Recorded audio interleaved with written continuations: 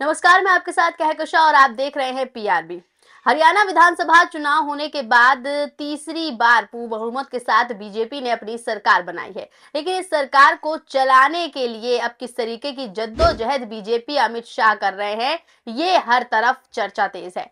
चर्चा तेज है कि किस तरीके से इस बार हरियाणा का मुख्यमंत्री कौन होगा, क्योंकि ये सवाल इसलिए उठ रहे हैं कि पहले तो नायाब सिंह सैनी को ही मुख्यमंत्री बनाया जाना था, लेकिन जिस तरीके से बीजेपी हरियाणा बीजेपी में बगावती सुर अपना लिए हैं, किस तरीके से अब बगावत होने के जो तार हैं वो नजर आ रहे हैं। ऐसे में बीजेपी परेशान है। अमित शाह को आगे किया गया है और अमित शाह अब इसका हल निकालने वाले हैं।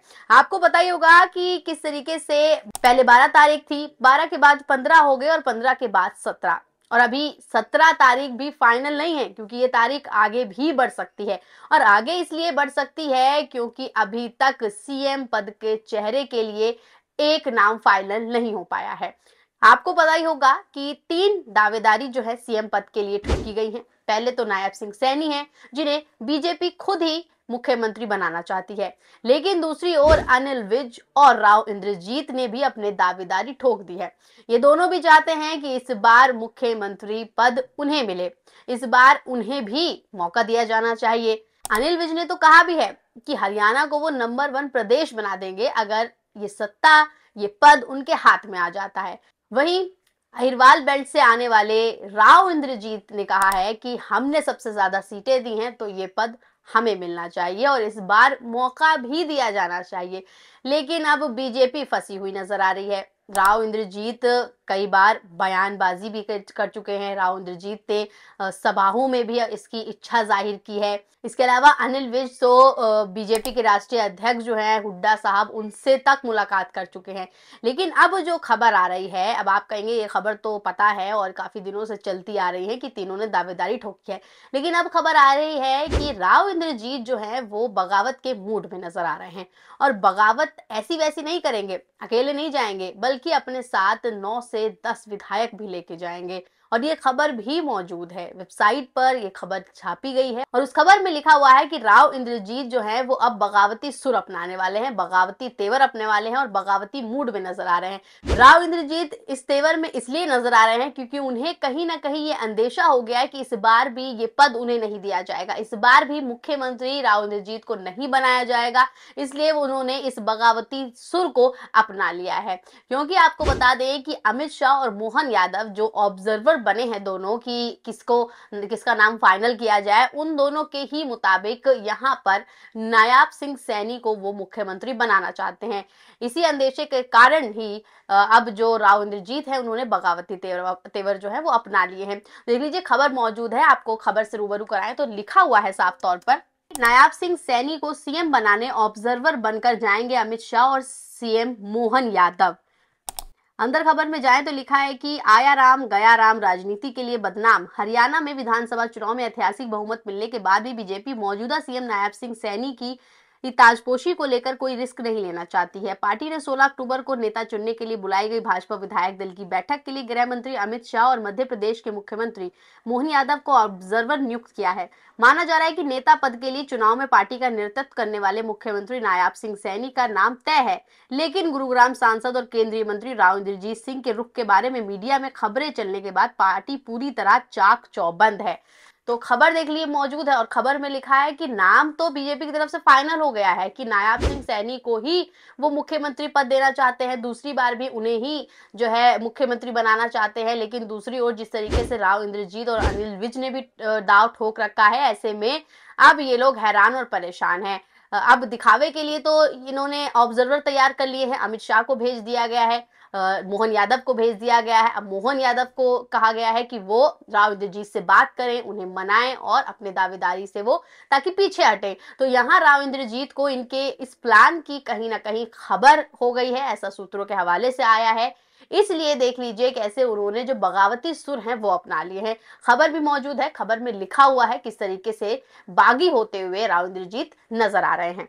देख लीजिए, इसी खबर के अंदर जाएं तो लिखा है कि केंद्रीय मंत्री इंद्रजीत सिंह राव के बागी रुख की खबर। तो रुख की खबर है, लिखा है कि पार्टी ने विधानसभा चुनाव में अहिरवाल क्षेत्र की 28 में से 21 सीटों पर जीत हासिल की है, जिसका उसे पूर्ण बहुमत मिलने से अहम योगदान है। अहिरवाल क्षेत्र में राव की अच्छी पकड़ है। रविवार को मीडिया में खबरें भी आई हैं कि करीब 10 विधायकों के समर्थन से राव सीएम पद पर दावा करते हैं। दूसरी ओर देख लीजिए, प्रदेश में खुद को सीएम पद का दावेदार बताने वाले वरिष्ठ नेता अनिल विज ने भी राष्ट्रीय अध्यक्ष जेपी नड्डा से मुलाकात की है। उनका रुख यही रहा है कि आलाकमान के मौका देने पर वे सीएम बनेंगे। नई सरकार का शपथ ग्रहण कार्यक्रम 17 अक्टूबर को तय किया गया है।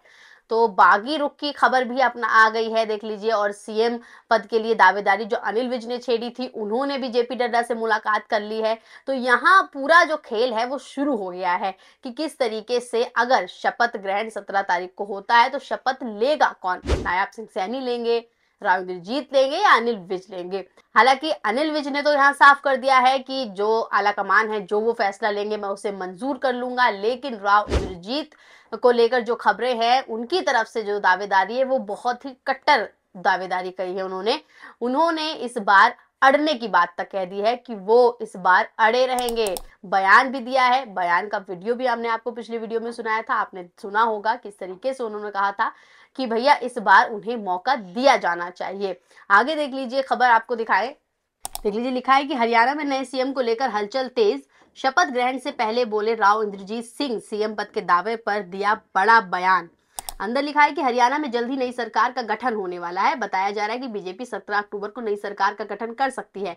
इसके लिए अभी से तैयारियां जारी है। हरियाणा का अगला सीएम किसे बनाया जाएगा, ये भी चर्चा का विषय है। एक और सभी सीएम सैनी को दावेदार बता रहे हैं।